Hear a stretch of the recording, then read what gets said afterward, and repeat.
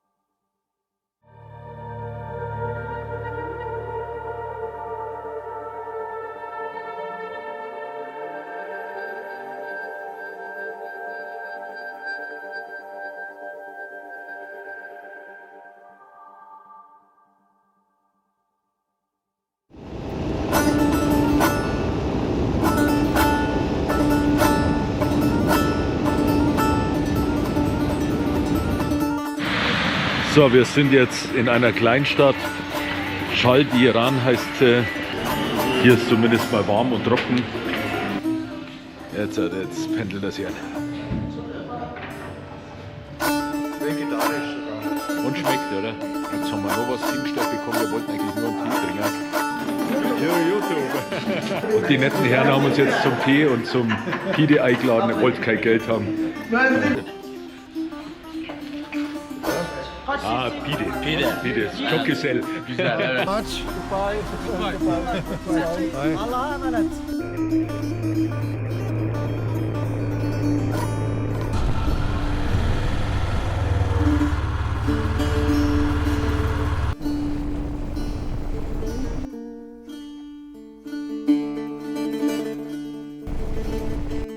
Ja, nach 2 Stunden Regenfahrt, auch über einen Pass mit über 2600 Meter Höhe, sind wir jetzt hier nun angekommen am Ishak Pascha Palast bei Dogo Bayazid. Und im Hintergrund macht sich jetzt auch der Berg Ararat erkenntlich. Und jetzt gibt es ein paar schöne Fotos.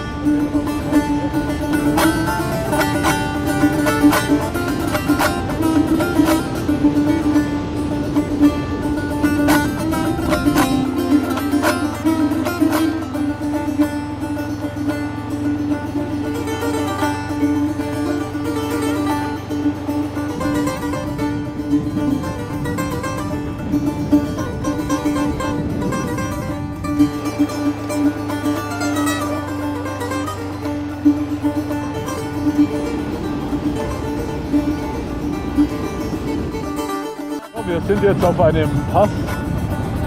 Die Höhe sieht man hier und die Schneegrenze ist tatsächlich schon unter uns. Und jetzt freuen wir uns dann, wenn wir in der Stadt Kars ankommen und wieder ein bisschen in die Wärme kommen.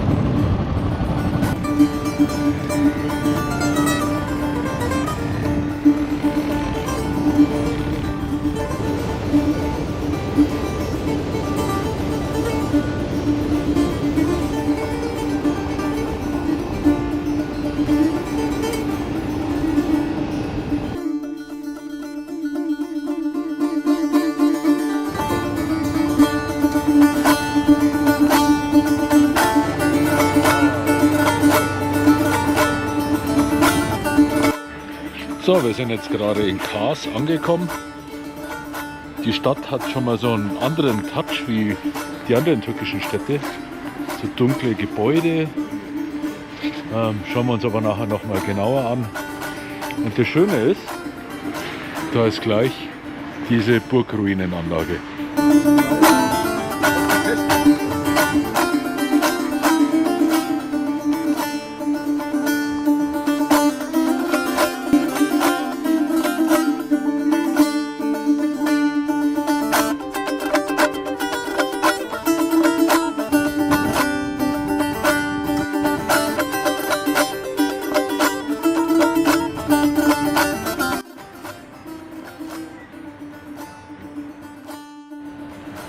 Ja, hallo Leute. Heute ist der letzte Abend in der Türkei. Wir sind hier in der Stadt Kars, wie man hier hinten auch an der Festung sehen kann. Und wir waren jetzt gute 14 Tage hier quer durch die Türkei unterwegs. Und morgen geht es nach Georgien. Wir wollen als nächstes dann von Georgien nach Jerewan fahren. Ja, wie war es bisher? Super, tolle Begegnungen gehabt.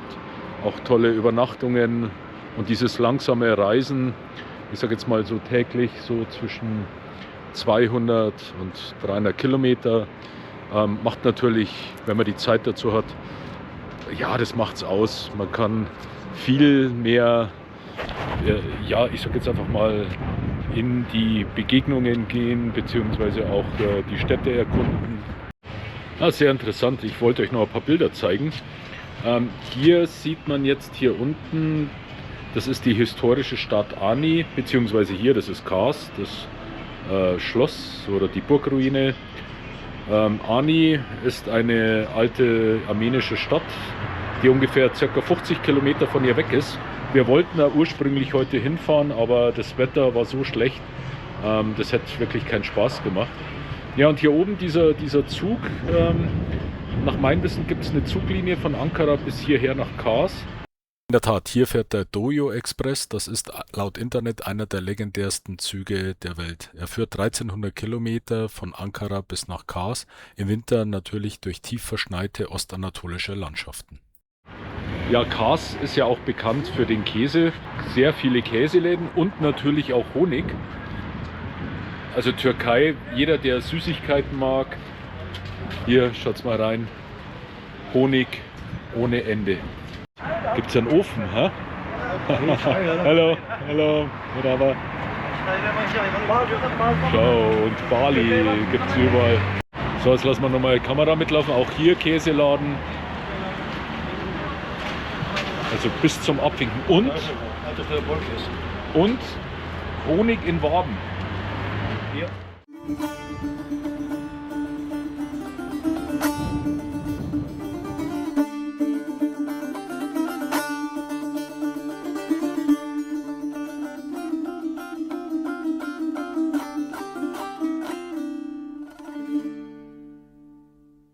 Ja, guten Morgen. Heute ist Mittwoch, der 20. Mai und heute geht es Richtung Georgien. Wir haben jetzt noch ca. 100 Kilometer und werden dann nach Georgien einreisen. Ja, heute Nacht werden wir eine Nacht in Georgien verbringen, um dann morgen hoffentlich in Armenien zu landen. Die Nacht hier in dem Ahishka Palace Hotel in Kars kann man nur empfehlen. Super schönes Hotel. Sind wir jetzt startklar und seid mit dabei. Ich wurde immer wieder gefragt, wie sich denn das Motorrad verhält und wie es denn auch mit der Heimreise geplant ist. Also erste Frage, das Motorrad hält sich gut. Ihr hattet ja das in den Vorvideos gesehen. Es gab dieses Problem mit dem Tank. Es gab aber auch Kleinigkeiten, die eigentlich gar nicht so groß der Rede wert sind, die auch schnell gefixt werden konnten. Der Ölverbrauch ist erstaunlicherweise sehr niedrig, also ich habe das immer im Auge, dass ich den Ölstand kontrolliere, was ja bei der XT600 immer so ein bisschen eine Herausforderung ist. Aber es ist kein merklicher Ölverbrauch, auch die Kettenspannung ist in Ordnung. Also ich habe jetzt hier knapp 4000 Kilometer gefahren und habe nicht einmal die Kette nachstellen müssen. Ja, ansonsten wird das Motorrad in Armenien verbleiben, aber das seht ihr dann auch noch jetzt im weiteren Videoverlauf.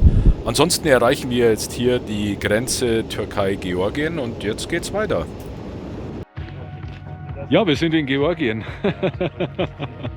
Wir haben es geschafft. Toni, erzähl, du bist der bessere Speaker von uns. Ich. In einer Stunde waren wir durch. Trotz nicht so freundlichen Einreisebeamten, sage ich jetzt mal. Ja, aber er hat dann zum Schluss schon gelacht, das gell? hat er tatsächlich das Lachen erfunden. Ja.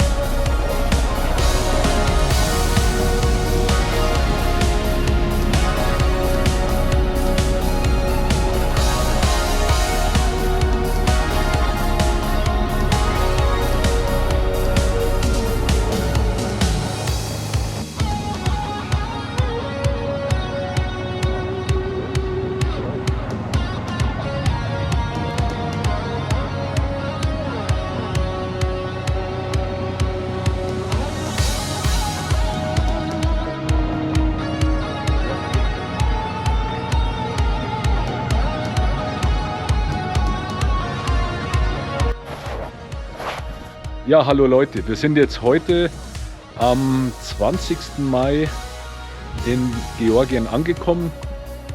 Wir sind in einem kleinen Ort, der nennt sich Ninons Minda, glaube ich, heißt er. Das ist jetzt auf dem Weg nach Armenien.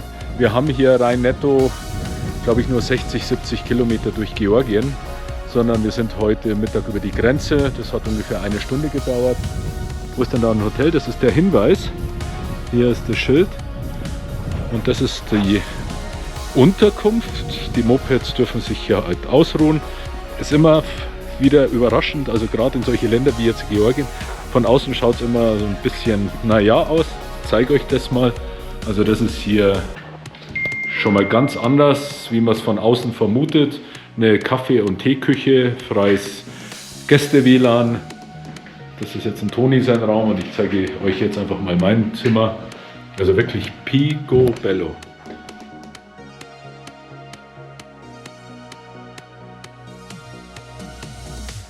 Ich bin jetzt hier im Rückgebäude. Wir sind jetzt gerade an der Grenze Georgien-Armenien. Wir sind jetzt gerade nach Armenien eingereist. Das Wetter ist unerbittlich kalt. So der trostlose Blick aus dem Versicherungsbüro auf die Hochebene.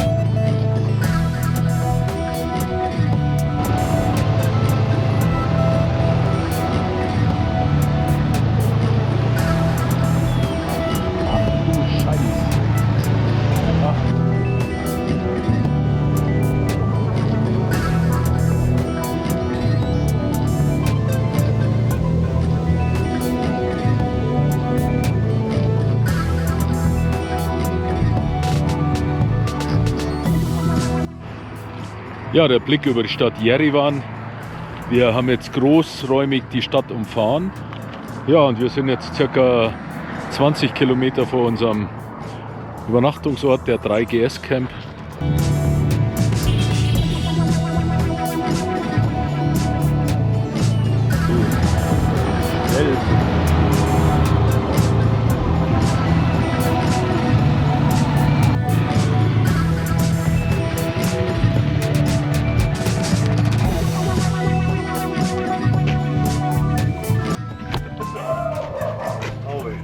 Obi.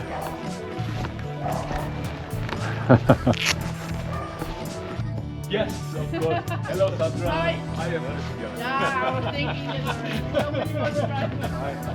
Tony, yeah.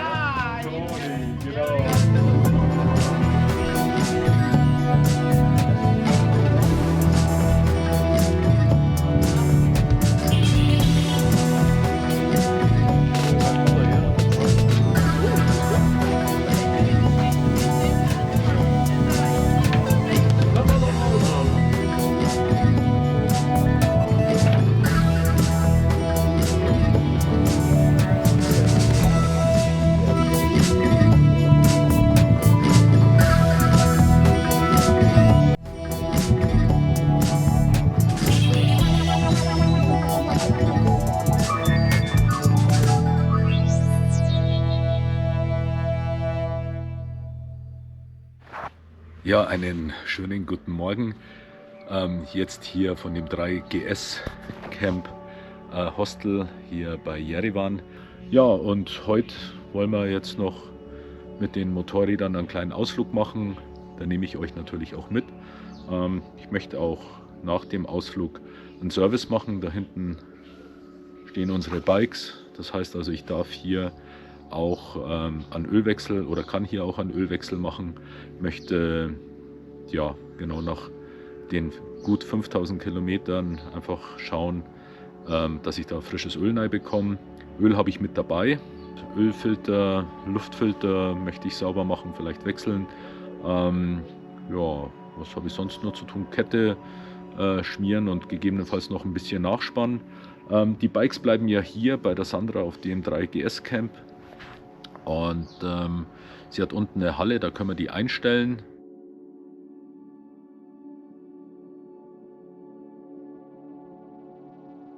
Was wir in Armenien noch alles gesehen und entdeckt haben und unser Freund Vatan uns gezeigt hat, zeigen wir euch im letzten Teil.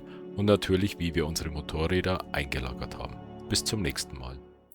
Hallo Leute, wenn euch das Video gefallen hat, lasst mir bitte einen Daumen nach oben da, abonniert meinen Kanal. Aktuelle News seht ihr auch auf meinem Instagram-Channel 2Wheels4Adventure. Bis zum nächsten Mal.